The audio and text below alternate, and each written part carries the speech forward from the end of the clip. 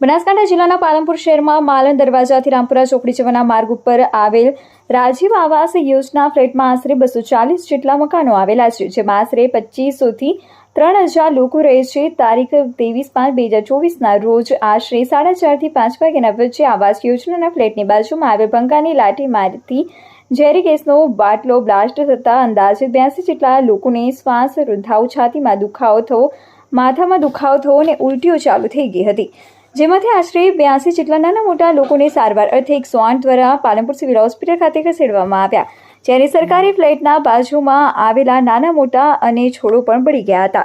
એવું તો કયું કેમિકલ ભંગારીઓ વાપરે છે જે વાતાવરણમાં પણ નુકસાનકારક હોય છે. અત્યારે 82 લોકો સારવાર લઈ રહ્યા છે, એમાંથી 3 લોકો સિરિયસ છે. અહીંના લોકોનું એવું કહેવું છે કે 2 વર્ષમાં ત્રીજો બનાવ છે.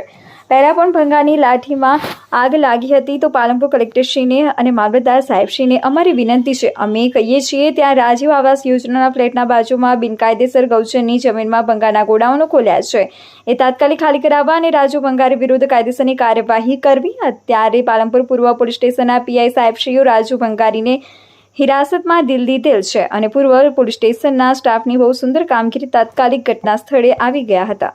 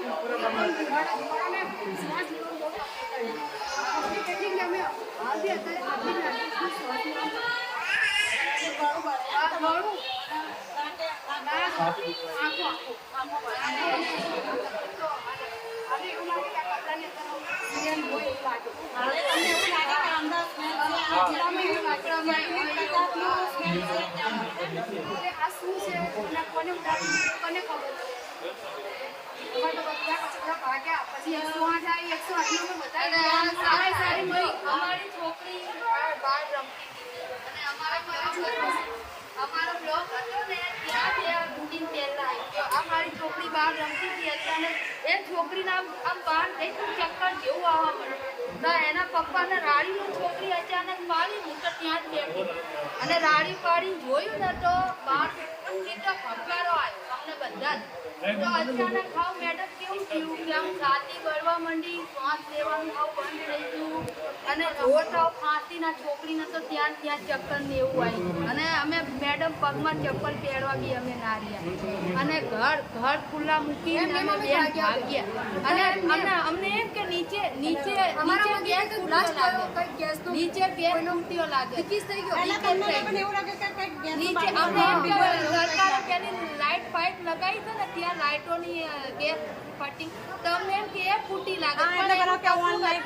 આ જે પાછળ પેલું રહ્યું ને પેલું ભંગાર વાળું ત્યાંથી જ બધું ઉડીને આવ્યું મેડમ અને ત્યાં હતા ને ત્યાંથી જ ઉડીને આવ્યું ને પાછળ અમારી બિલ્ડિંગ રહી ને ભંગારના પાછળ અને બીજું કે સોસાયટીના કેટલા અને આખી સોસાયટીના આખા કોલેજોના અને હાથુની અમને બી મોટા લોકો બી દાખલ થયા અને હાલમાં અત્યારે મેડમ અમને બી તમને જે વસ્તુ અમારા બચ્ચા મૂકીને અમે બી દાખલ થઈ ગઈ બાળકો મોટા બધા આખા બિલ્ડિંગ વાળા બધા લોકો આખો બ્લોક અમારો અત્યારે સીલ મરાવડાવે અમારી બિલ્ડિંગ પોતે સીલ મરાવડાવે.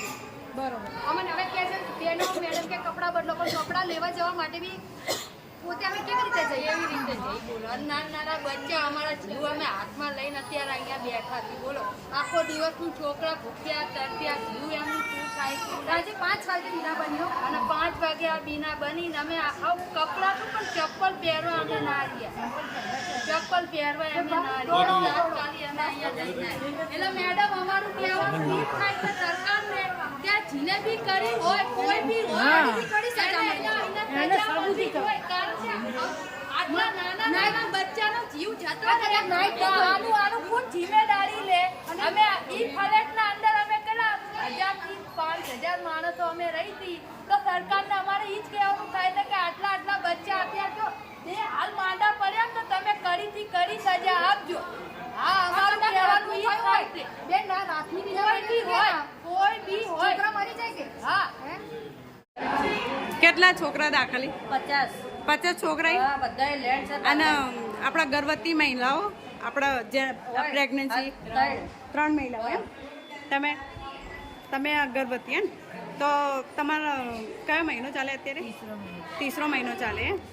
તો તમને શું તકલીફ થઈ હતી? આમ શ્વાસ લેવામાં તકલીફ થાય ને એમ? તો આ કેટલા વાગ્યાનો બનાવો? ના એટલે આવતા 2 વાગ્યાનું મેં સાંભળ્યું કે 2 વાગ્યાનો બનાવો હતો. 4 વાગ્યાનો 4:30 વાગ્યાનું બધું આવશે.